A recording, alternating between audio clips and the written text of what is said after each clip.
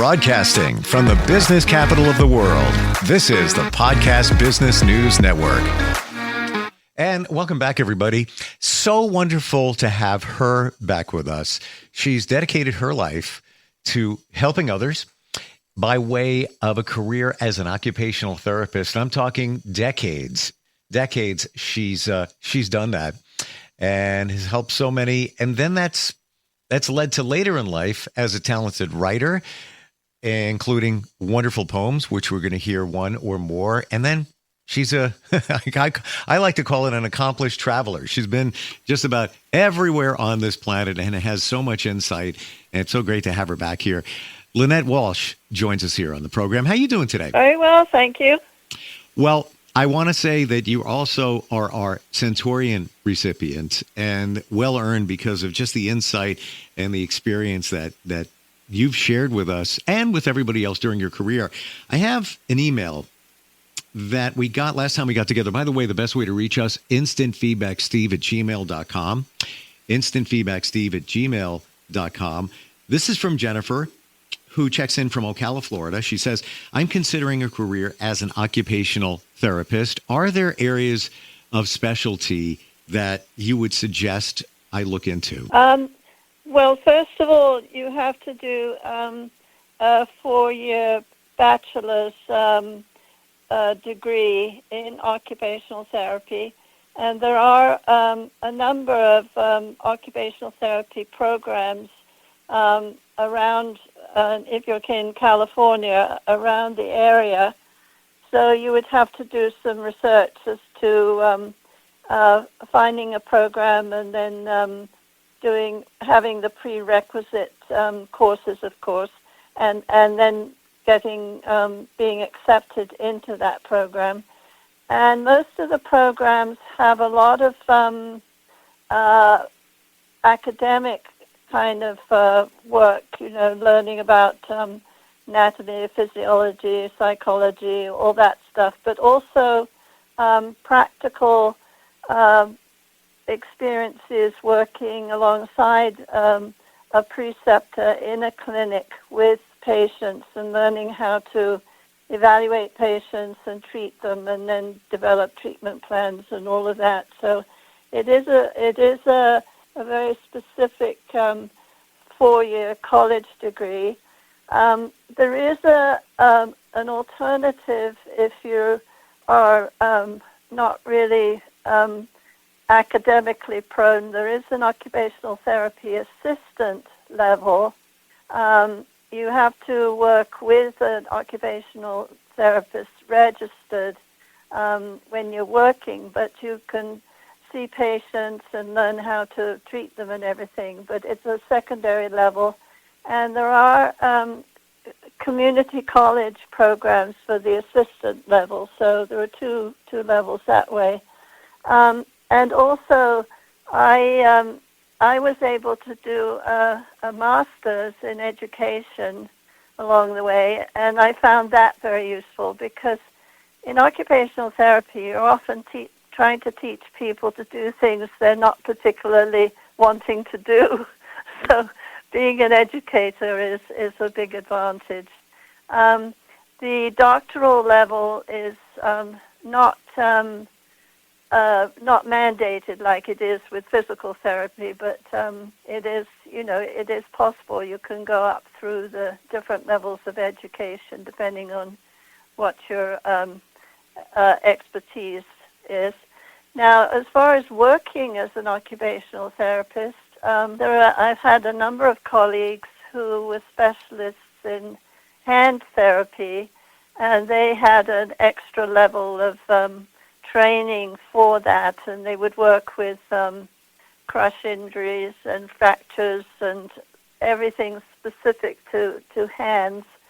And also there was a psychological component in that with people who'd had maybe in an injury had also had maybe a brain injury too, or they weren't processing a lot of the things that go into learning how to rehabilitate a hand, which, if you think about, is a fairly complicated structure. So And there are people who work in, especially in pediatrics. One of my loves was geriatrics, actually. So there are different levels you can work at. You can work in hospitals.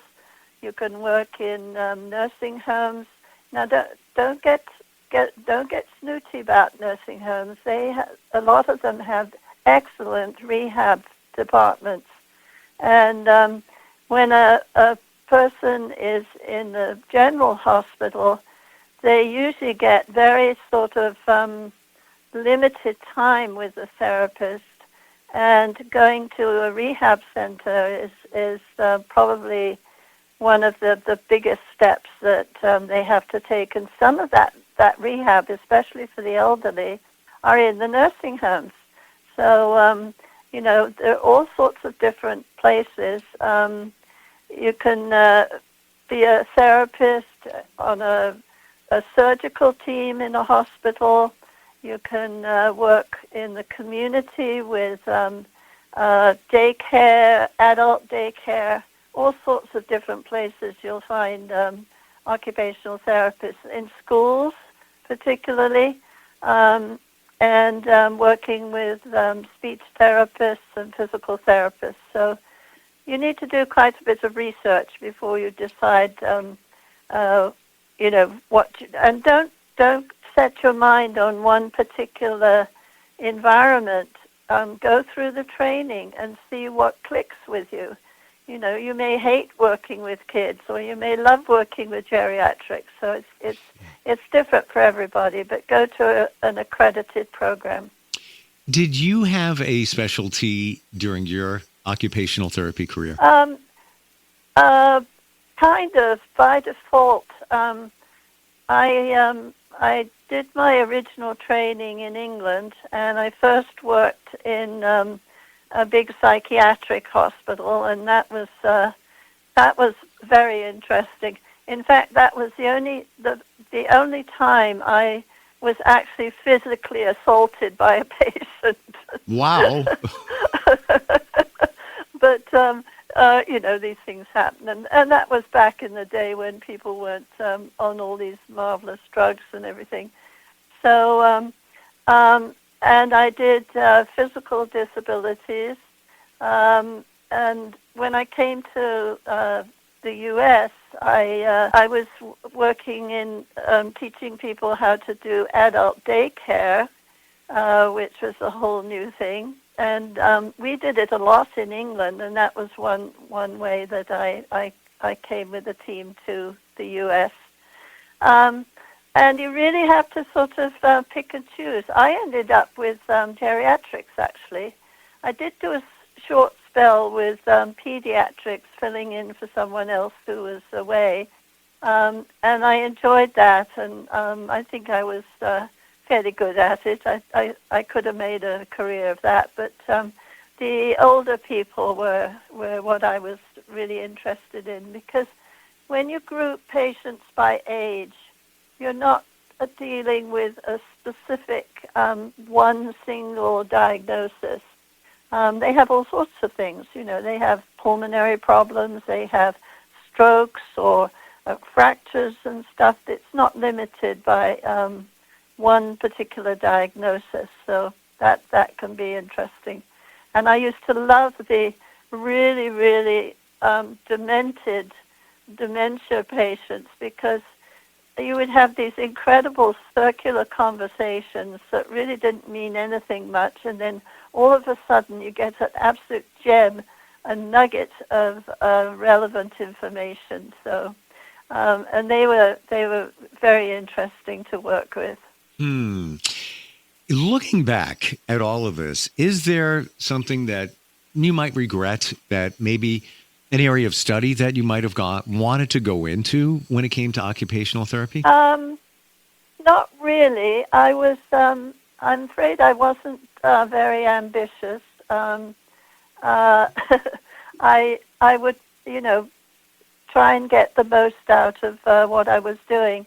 I worked at City of Hope for a while, which is one of the big hospitals, now it's really associated more with cancer. But in the day, we had a diabetes program there I worked on, and a pulmonary program. And I worked in the pulmonary program for 13 years, and that was fascinating. And we moved the program from City of Hope to a local rehab hospital just because of politics or economics or whatever you want to call it. But the whole team, we moved to a rehab hospital, which was a different environment. But it was a very structured program. We had PTs, OTs, speech, social work, doctors, nurses, and we all taught different aspects of the program, respiratory therapists too. And we would do classes with these patients, and they would come in just absolutely miserable, oh, when I retired, I wanted to do so-and-so. And we'd say, well, unfortunately, you smoked 3 packs of cigarettes a day, so, we've got to get you back out there. And it was a really, really good program and integrated, and we did get a lot of people rehabilitated and back into a productive lifestyle. And also we're interested in doing research. Our physician, he invented an oxygen cannula that it was called the oxymizer, and it had a sort of bladder thing inside where the oxygen could be very briefly stored, but it meant that they didn't need to have such a high level of oxygen, and they could do their daily living and everything. So I'm just starting to lose you for a moment there, and it's definitely a cell phone situation in terms of the connection. Maybe, I don't know if you're moving, maybe go back to where you were. Can you still hear us? No, oh. I probably put my hand down. That's perfect. I hear you now. I'm curious, when you help somebody, really, let's be honest, change their life, give them mobility, make them feel better. For you personally, Lynette, what did that feel like? How do you describe it? Well, it's a lovely balance between, really putting a big effort into getting someone to see the other side of the coin, because they come in to a hospital situation or a rehab situation pretty desperate, that their lifestyle is completely falling apart, and we're kind of like the Band-Aids, the glue that puts it back together again, and we try and get them to see the other side of the coin, that yes, it's difficult, but if they try and follow what we're teaching them and a lot of repetition, then it's a big aha moment when they finally say, oh, I can do that, so that's really rewarding. But there are the frustrations on the other side of the coin. You have to work both sides. You've read poems before when we've gotten together, and I want to make sure that we leave enough time, because I believe you said you have a few to share with us today. Could we hear one? I lost you a minute. What? Oop, say that again. You cut out for just a split second. Yeah, sorry, I lost you for a minute. Oh, okay. I want to make sure we leave enough time for you to share a poem with us, and I believe you might have more than one today. Well, I have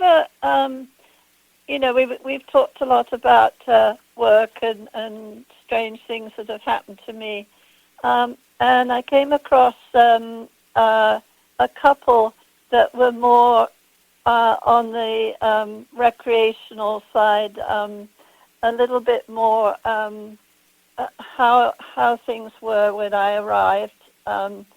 Because I'd come to the U.S. for a year, and it was a whole new experience. And so there's one called Arrival, and then the other, and of course met people and had a sort of around to. And then there's another poem that sort of follows on from that, which is about going to the beach. So love it. Let's. How about the one about arriving for the very first time here? Okay, all right, here we go. Sure. The leaves are turning to autumn. The evenings are getting chill. It seems so long since I came in the summer. I came in the burning hot summer to love and cherish and have stolen. I came thousands of miles to this country to escape from the heartbreak of home, to run from a love that was worthless, a feeling that had gone on far too long. And then I met him in the hallway. I was alone and had just come. I was homesick and couldn't unpack. I felt I couldn't belong here at all. He was kind and gentle and cheered me. He talked to me as if it mattered. He said I was interesting. I was flattered. I was a very long way from home. I settled myself and my chattels. Perhaps life was good after all. If I had known then what I now know, would anything have happened at all? And then there's another poem, and it's called Beach Fresh. The beach. The beach. That was a different matter. Friday afternoon at the end of a full working week, dog-tired and bleary-headed, stomped home to the refreshment of cool water. Let's go to the beach in 20 minutes. Ready in 24, wondering where the world is going to. Off on another mad escapade at the drop of a hat. The motel on the seashore, walking in the moonlight, hand in hand, dripping wet from our midnight swim, feeling like conspirators, guilty, like kids in school, caught with a midnight feast. The air is warm. A warm summer night surrounds us and blesses us. The touch of a hand, the brush of a kiss, then off along the sand, racing feet, trying to outrun the pounding waves near at hand. Breathless and panting, he catches her, folds her in his arm and kisses her. To start the day, another day of sunshine. Coffee and orange juice at the drugstore. Hello, good morning, nice to see you.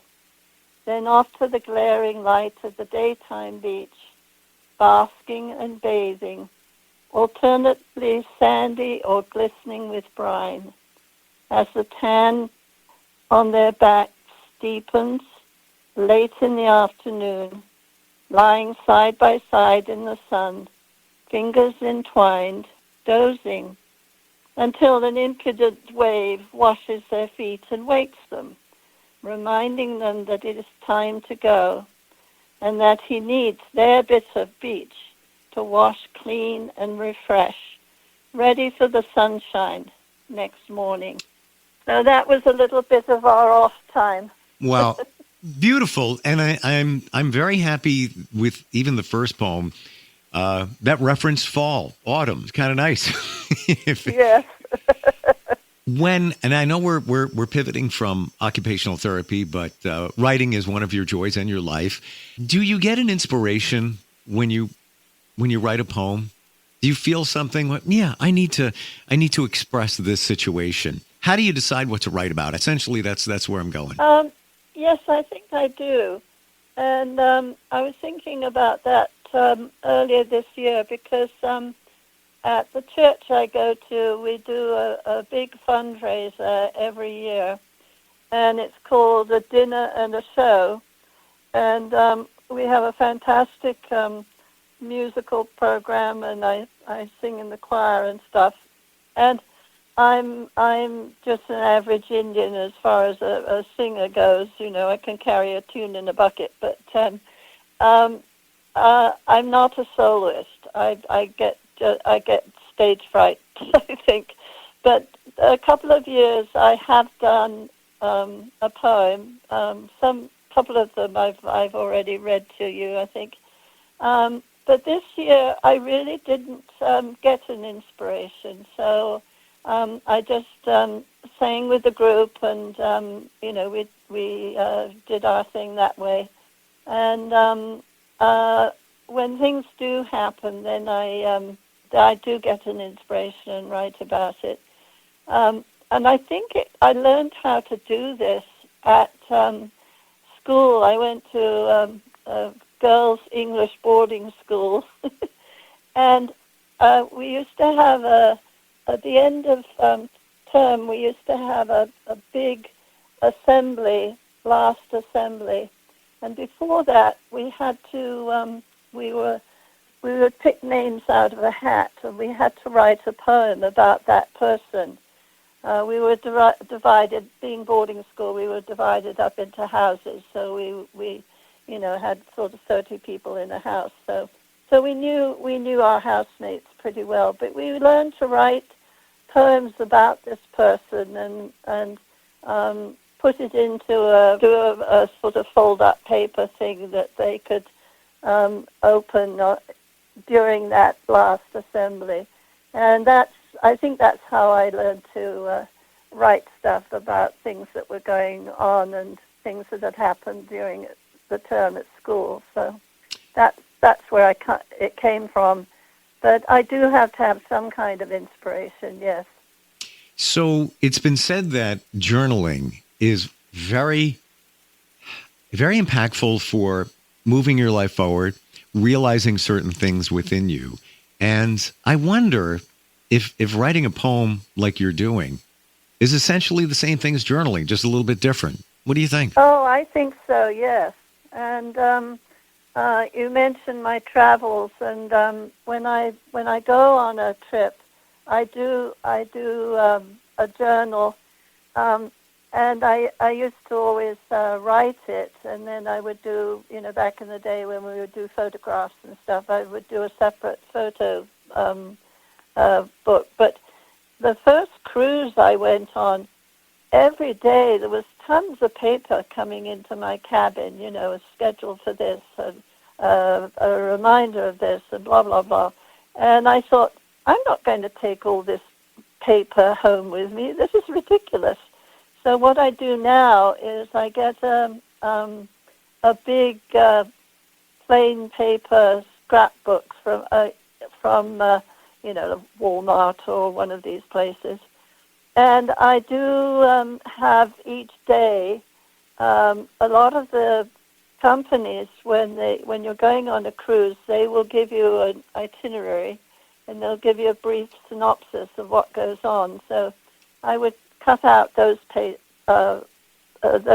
and put them in the book, and then I would write anything special that went on, or my feelings about the place, or stuff like that. So I'm doing a sort of journal scrapbook as I go along, and those are really quite fun because somebody asked me something about a place, and I was able to go back and look in my journal and answer their question as to, what they were asking about a particular place, or was it worth going to, or stuff like that. So that's kind of fun. Well, that's the best part of journaling. You can look back and track your progress, track your life, and it's the same thing with the poems. Wonderful having you on here again, Lynette, and appreciate your inspiration, your creativity with the poems, and also helping move a generation forward that's looking to do what you've done in terms of occupational therapy for many years.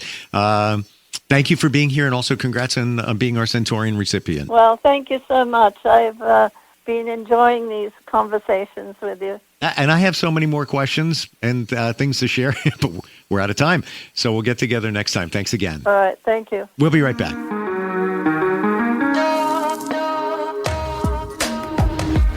Broadcasting from the business capital of the world, this is the Podcast Business News Network. It's Thursday night, and you're grabbing drinks with some friends. Started off with a pitcher for the table, which quickly becomes two. There's pool. And there's the photo booth. All right, everybody squeeze in. Say cheese! Followed naturally by an order of wings. And another. Can we get some extra ranch sauce? Then there's the ceremonial nightcap. So what are we doing this weekend? And lastly, it's back to the car, which, if you're buzzed,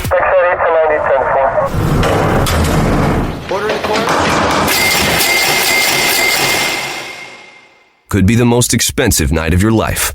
Getting pulled over for buzzed driving could cost you around $10,000 in fines, legal fees, and increased insurance rates. Nothing kills a buzz like getting pulled over for buzzed driving, because buzzed driving is drunk driving. Brought to you by the National Highway Traffic Safety Administration and the Ad Council.